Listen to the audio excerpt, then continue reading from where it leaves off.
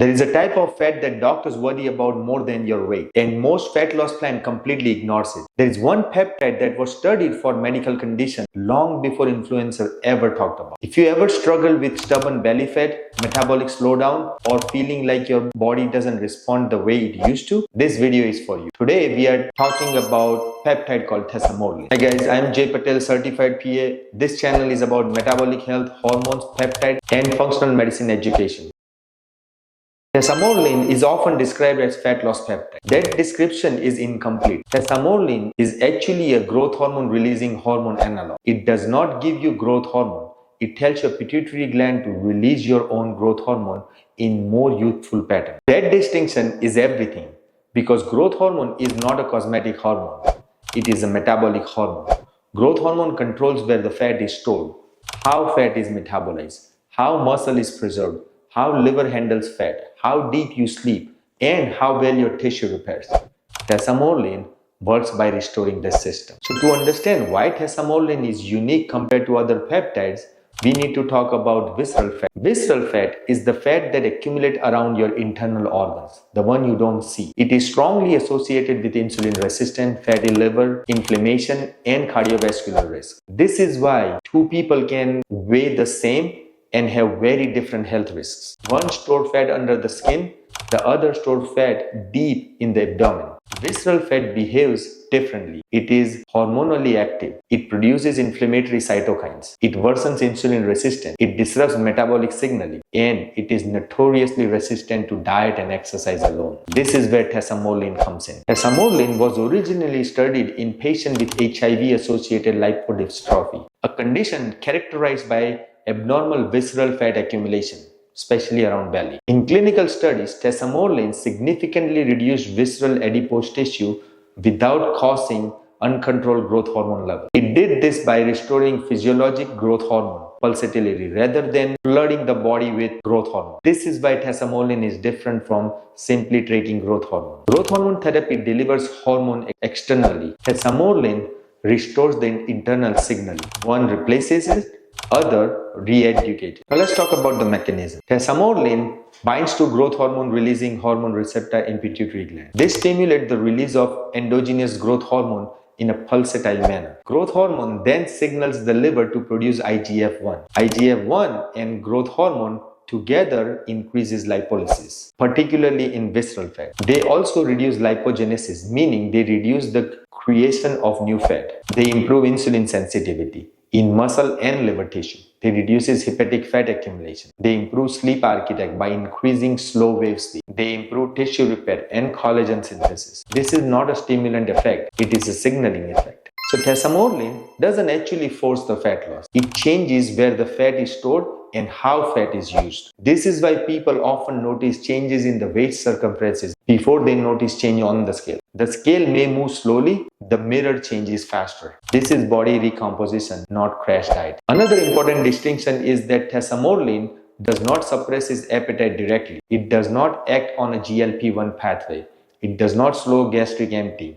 It does not reduce food noise. Its effect is primarily on fat metabolism and growth hormone signal. This is why Tesamorelin works best in people who already have reasonable nutrient habit but cannot lose visceral fat. It is not a substitute for dietary control. It is a metabolic modifier. Tesamorelin also improves liver fat. So visceral fat and fatty liver disease are closely related. Excess visceral fat drives hepatic insulin resistance and triglyceride accumulation. By reducing visceral fat and improving growth hormone signaling, Tesamorelin improves hepatic fat metabolism. This has implications for metabolic syndrome and cardiometabolic risks. Now let's talk about how Tesamorelin differs from other fat loss peptides. EOD 9604 acts directly on fat cell but does not influence the growth hormone signaling. MOTC improves mitochondrial insulin sensitivity but does not reduce visceral fat directly. GLP-1 therapy reduces intake and insulin demand but do not improve growth hormone signaling. Tesamorelin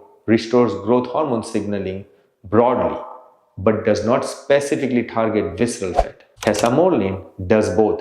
It restores growth hormone signaling and preferentially reduces visceral adipose tissue. This is what makes it unique. Another area where Tesamorelin shines is sleep and recovery. Growth hormone is primarily released during the deep sleep. Poor sleep reduces growth hormone. Reduced growth hormone increases visceral fat. This becomes a vicious cycle. Tesamorelin improves nocturnal growth hormone pulses, which improves sleep depth. Better sleep improves insulin sensitivity. Better insulin sensitivity reduces fat storage. This is a system-level correction. Tesamorelin also has effect on inflammation. Visceral fat is a major driver of chronic low-grade inflammation. Reducing visceral fat reduces inflammatory signaling. Lower inflammation improves insulin sensitivity and vascular function. This is why Tesamorelin effects go beyond appearance. Tesamorelin is not for everyone. It is not a cosmetic shortcut.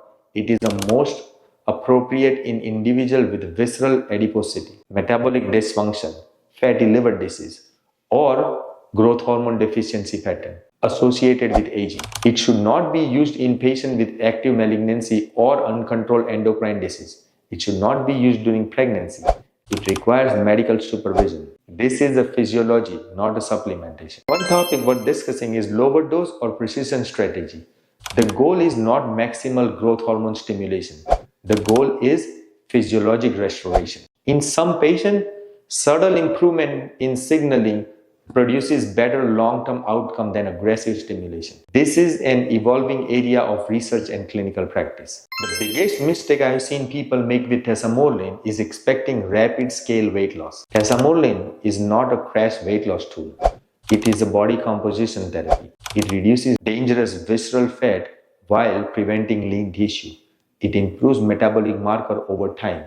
It improves how your body handles energy. It improves recovery and sleep. This changes compounds over time. It's not a shortcut. Tesamorelin works best when paired with adequate protein intake to preserve muscle, resistant training to signal lean muscle retention, good sleep hygiene to support growth hormone pulses, stable blood sugar control to prevent insulin from blocking lipolysis. Peptide amplify the system you give them. If you remember nothing else from this video, remember this. Tesamorelin does not burn fat. It restores the hormone system that decides where the fat goes. This is fundamentally a different approach. If you have been frustrated by stubborn belly fat, slow metabolic response, or body composition change that doesn't match your efforts, it may not be your discipline. It may be your signaling. And Tesamorelin exists to correct that signal. If this video helped you understand Tesamorelin differently, subscribe. If someone you know is struggling with stubborn abdominal fat despite diet, exercise, share this video with them. And if you want real science-based education on peptides, hormones, and metabolic health, subscribe and we'll see you in the next video.